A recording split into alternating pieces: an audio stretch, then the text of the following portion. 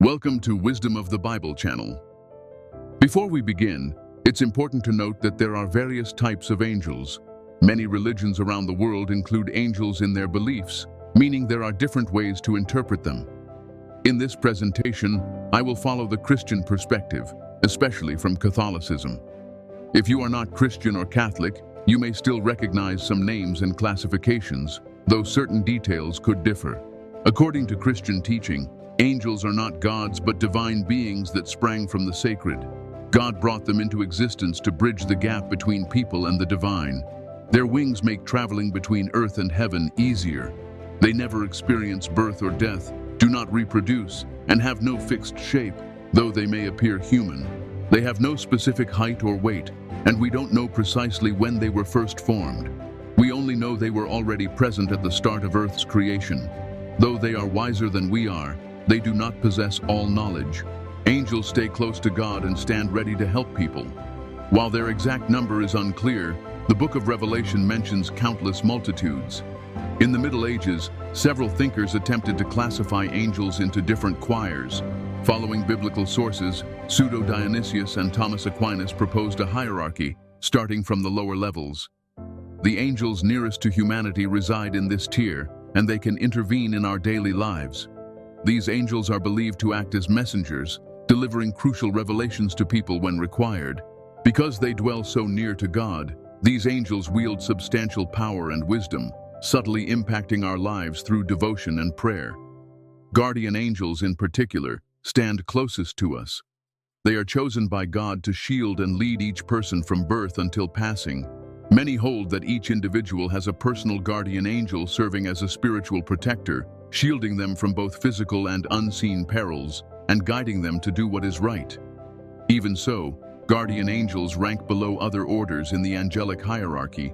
Nonetheless, they watch over us and may offer signals if danger is near. That uneasy feeling you sense could be your guardian angel alerting you. Archangels, however, carry out God's commands that surpass our understanding. The most famous is Michael, who is the only figure named as an archangel in Scripture. I will share a biblical text that refers to Michael as an archangel. In Jude 9 it says, "When the archangel Michael argued with a demon, he disputed the body of Moses, and did not dare to fulminate against him a sentence of execration, but he only said that the Lord himself rebuke you." Gabriel, seen as another archangel, is not explicitly called one but is consistently portrayed as God's primary messenger, as when he told Mary she would bear Jesus. Raphael is another well-known angel, linked to healing and the safeguarding of travelers. Typically, people speak of 7 archangels, but only these 3 names are widely recognized. Other traditions mention angels like Uriel and Jophiel. Each archangel is thought to have a unique role, sharing God's will with both humans and lesser angels. They are often depicted as celestial warriors battling evil, regarded as leaders of heaven's armies against Satan. Principalities play a key role in both spiritual and worldly realms, delivering God's messages to leaders such as kings and princes. They also watch over cities and nations, striving to keep the world at peace. Scripture references them multiple times, including in Daniel, where Gabriel discusses the Prince of Persia and the Prince of Israel. These angels are said to be crucial in fulfilling God's plans, cooperating with other angelic orders to safeguard humankind and preserve cosmic order. Yet principalities can be severe with anyone who defies divine guidance. They often appear carrying a scepter and crown, marking their authority, and sometimes hold a cross, signifying faith and devotion. Principalities' importance is unquestionable, ensuring harmony and justice across creation. Their presence signifies that God's will is upheld. We should remember their role and be grateful for their guidance and protection in our world. Though some see them as lower than the highest orders, principalities hold a vital place in heaven's ranks. They help keep balance and ensure that God's plan unfolds correctly. We should always value their guardianship and appreciate the direction they offer our lives. This second sphere is considered essential, perched between heaven and earth. It hosts angels who tirelessly execute God's commands, preserve cosmic harmony, and fulfill the divine plan. These heavenly beings also engage in spiritual conflicts against evil, striving to defend God's design. In this sphere, angels act as God's envoys, passing on messages of love, peace, and direction to anyone open to spiritual connection. They offer solace and optimism in challenging moments, affirming a greater power at work in our lives. Certain traditions hold that through prayer and meditation, we can reach out to these angels and request their aid whenever we need it. They are ever ready to lead us along a path of light and compassion, helping us achieve our higher calling. Hence, we can rely on their wisdom, assured that caring divine forces watch over us. These beings possess remarkable focus, since they handle and reshape divine thoughts. Often depicted wielding a flaming sword to repel demons, they also protect humanity's records, as well as living creatures and natural elements like earth, water, fire, and air. Referred to as powers, they are portrayed as armored warriors, always prepared to stand against darkness. Their purpose is to preserve the universe's divine balance and guarantee that good triumphs over evil. They convey God's intentions to various angelic groups, including principalities and other powers. This detail matters, since some demons were once angels who turned away from grace. These angels carry out vital divine duties, aiding in conquering challenges and bolstering faith. They can work miracles and are often portrayed as young men holding a staff, or as winged figures radiating beams of light, symbolizing the sacred force moving through them. Acting as essential agents of God, these angels support people in defeating difficulties and fortifying their trust.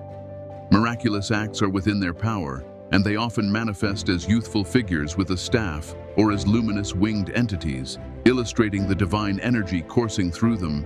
Besides reinforcing belief and guarding us from harm, angels can also influence the natural world, pacifying storms and quakes. Called dominions, they are God's ministers, depicted as possessing considerable might and authority, functioning as cosmic rulers and judges. They grasp moral truth and can move people to align with God's plan. They ensure God's will is accomplished, represent divine justice, and can appear in Scripture as agents who discipline those who rebel against God.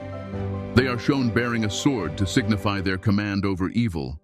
They also preserve universal balance, and being among the oldest angels, they hold both a scepter and sword to highlight their authority over lower ranks.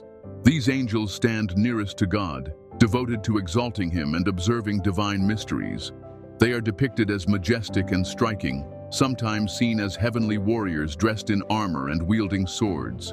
Possessing significant power, they act as links between the upper angelic realms and humankind.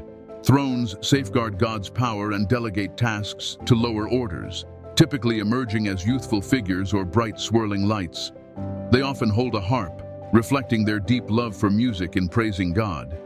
They are linked with humility and recognized for their steadfast commitment to the divine will, never questioning or wavering. Because of this, they stand as symbols of service and surrender to God. Once Adam and Eve were cast out of Eden, angels were assigned to guard that place, the tree of life, and sacred writings.